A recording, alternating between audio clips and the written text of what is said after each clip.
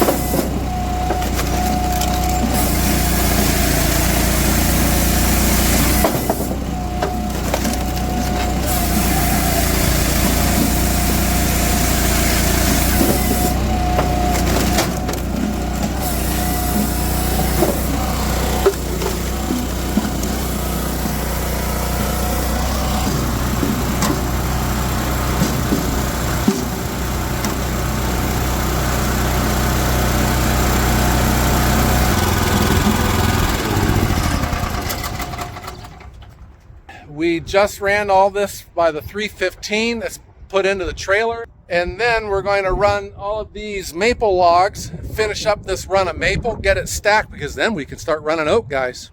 And you know I love oak.